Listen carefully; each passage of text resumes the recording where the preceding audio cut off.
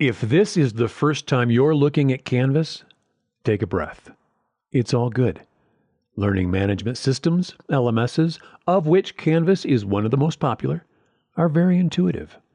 They're easy to get a hang of. And over the next few minutes, I'm going to show you everything you need to get oriented. No jargon, no assuming you already know where things are, just getting you comfortable with the environment and how to navigate your courses.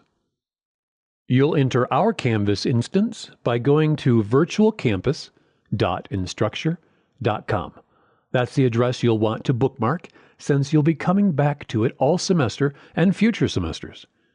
Enter your provided username and password, and if you need to reset your password or if you forget it in the future, just click the Forget Password link, and as long as you have an active account in our Canvas environment, it will trigger a password reset. Note that if your school uses a central single sign-on portal, this link will guide you back to your campus login recovery page. But for everyone else, you can reset it right here by yourself.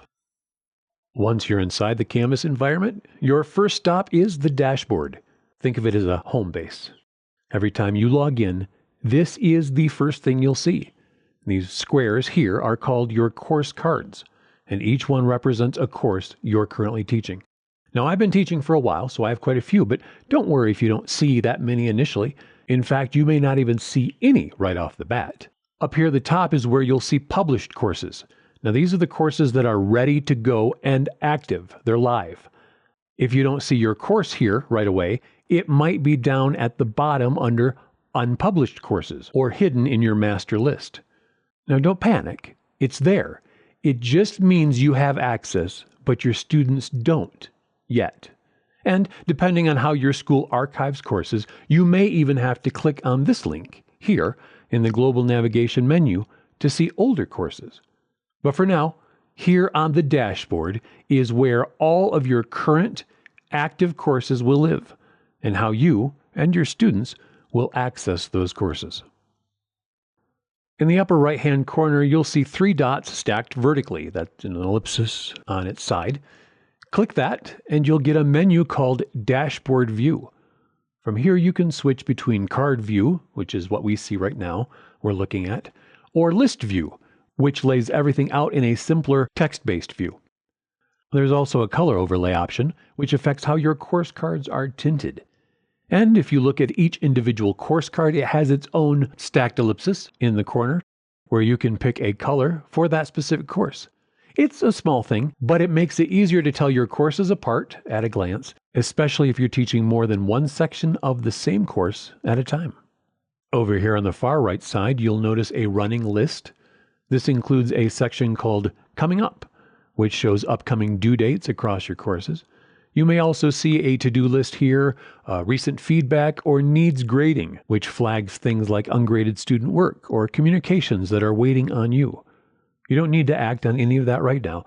Just know it's there, and it's one of the fastest ways to see what needs your attention without opening every course one at a time. Now let's look back here in the center. You'll notice that in addition to the image, course name, and course reference number that make up the course cards, there's also some shortcut notifications here located at the bottom of each of these course cards. These indicate when you have a new announcement, assignment, discussion post and responses, and files that have been added since your last visit into your course. So they notify you what's happened, but they can also simply act as shortcuts to these areas within each of these courses. Each course card here at the top has a place for a course image. Not everyone chooses to use that. Sometimes they just use a title card. Some will use an image. Others will just leave it blank and have a color. That's up to you and your institution, but it is one of the ways in which you can click to enter your course. So we can click here, where I have pictures, or simply by clicking on the name of the course. Now, your instructional designer will have already built this course out for you. Your job from here is knowing how to move around inside of it, which is exactly what we'll cover in our next couple of videos. That's logging into our instance of Canvas and your Canvas dashboard. The very first thing you'll see every time you come back to Canvas.